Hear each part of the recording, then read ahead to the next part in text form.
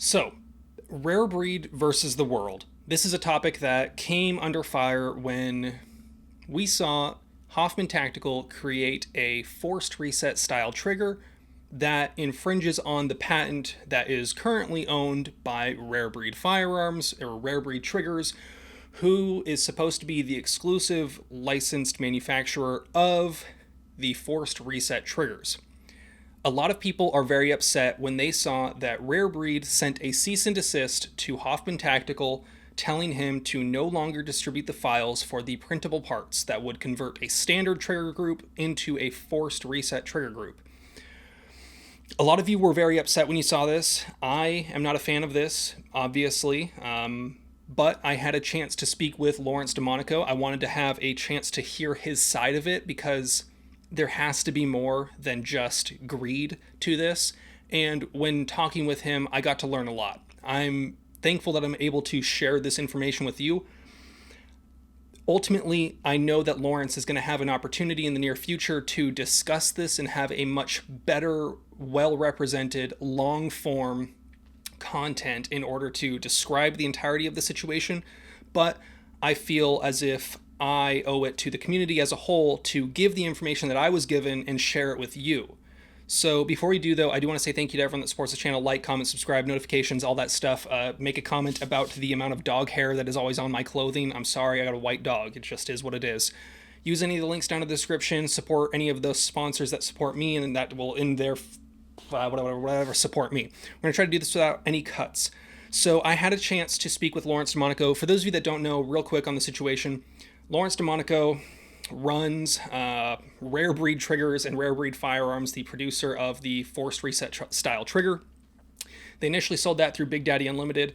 Big Daddy Unlimited, at some point, the relationship with them ended, and Big Daddy Unlimited started selling their own, in my opinion and many others' opinions, knockoff or infringing product that used the same mechanism or the same style of mechanism in action to create a wide open trigger, is what they call it, that does essentially the same exact thing.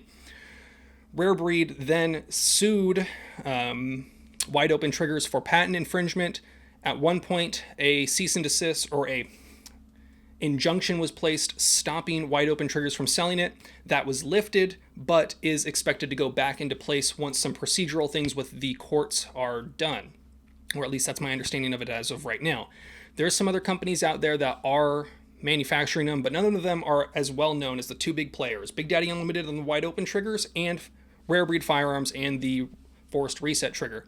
Now, the 3D printing community, once this technology was out there on the market, started working on various designs. Several people, I think there was the Klavermeister Invisiboogle or something like that, but the big one that caught notice recently was Hoffman Tactical. Hoffman Tactical designed a printable part that would have worked with, I believe, only his lowers at the time, but he made a video showing him manufacture this part that he designed that uses the same mechanism of action.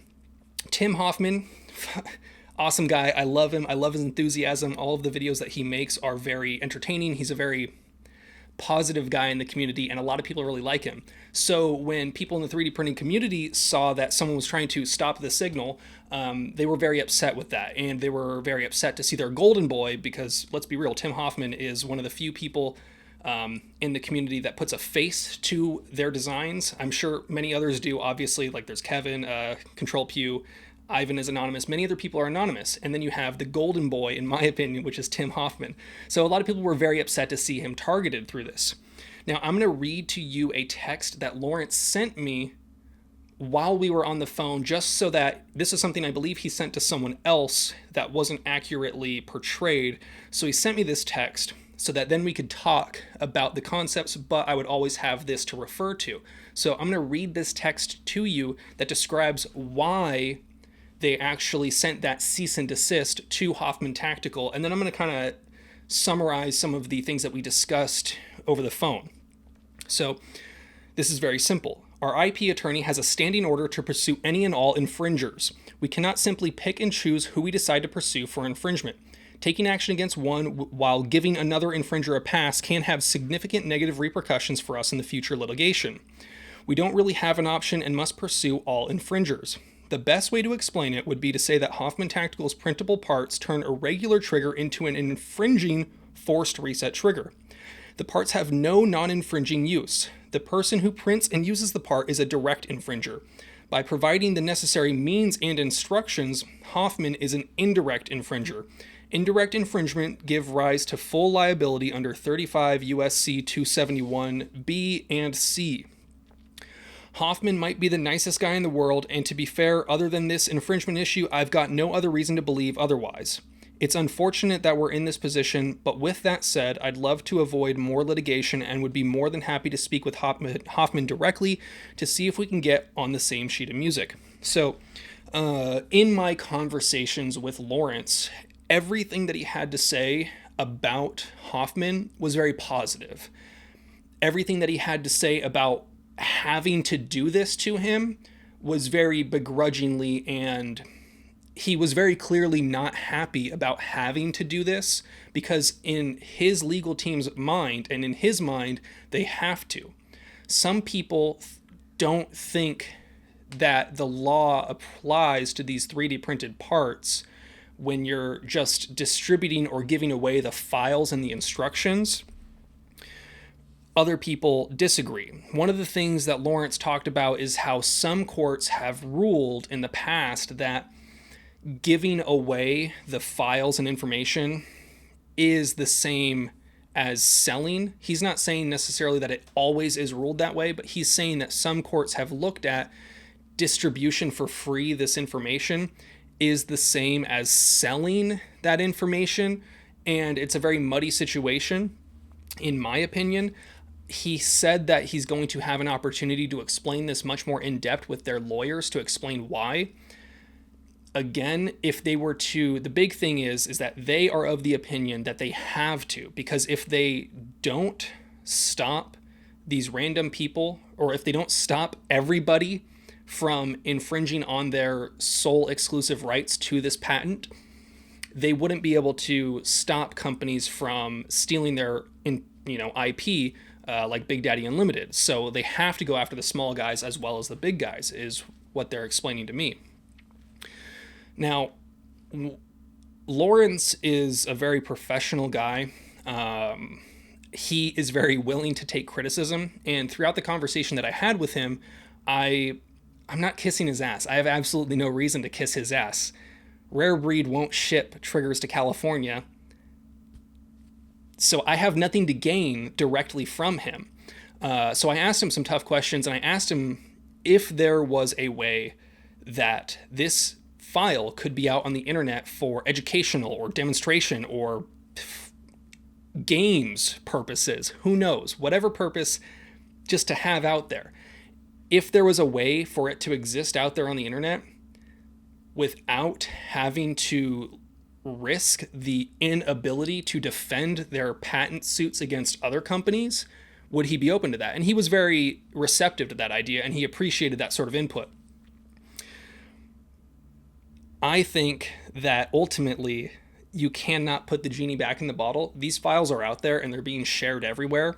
So while Hoffman cannot distribute them, these files aren't going away. Do with that information as you will. That's kind of a tangent to this. I think that this is a pretty crazy situation. I reached out to Tim and gave him Lawrence's contact information to hopefully kind of, bridge the gap there, because they both seem willing to discuss with each other. I would love to see a situation where Hoffman's legal team could put up enough of an argument to not have to go to court and do all this. Now, the biggest, most important takeaway that I had from the conversation with Lawrence is this. For years leading up to, or at least a year or more leading up to the commercial launch of the Rare Breed forced reset trigger, Lawrence and his company was getting expert testimony from various lawyers, getting lawyers to sign off on a description of why it's legal, creating documentation showing the mechanism of action, getting various former experts from the DOJ and ATF to testify, or not testify, write a statement saying why, in their expert opinion, it is not full auto. They banked up a ton of money to be able to fight these court cases and spent millions and millions of dollars getting expert testimony, I don't know the right word for it, but expert statements as to why it's legal, because they're in this for the long run. Lawrence basically told me that his dick is the one that's on the chopping block right now. And if the ATF tries to and successfully wins a case, it's him that's going to be going to jail for the rest of his life potentially. Because if the ATF wins, Lawrence is the one in charge of manufacturing machine guns and selling them to who knows how many people. How many counts of distributing a machine gun would that be? Yikes. So when I asked him why it's so important, one of the things he said is, let's say you have a company that didn't do their homework, that isn't ready for the fight. Someone like Hoffman, someone like Big Daddy Unlimited could be in a situation where the ATF chooses to go after them, says that their product is actually a machine gun, saying that they produced a machine gun, and maybe that person or that company isn't prepared to take that fight all the way to the end. Then they lose that case, or they plea down or something, and precedence is set, and now you have a situation where everybody involved could now be screwed. That is, in my opinion, pretty important to understand. I think, and I know many other people, love the idea of in common use, more companies making this, the more impossible it is for the ATF to stop it. I agree with that to an extent, and I straight up told Lawrence that. I said, I understand that talking point, but I always felt like there might have been a little bit more to it. Sorry I'm so sweaty. I was just working out and then I took a shower, so just a lot of water, a lot of moisture. I'm very moist today. But I always thought that argument was kind of short-sighted, but I felt like there had to be more to it, right? I felt like there had to be.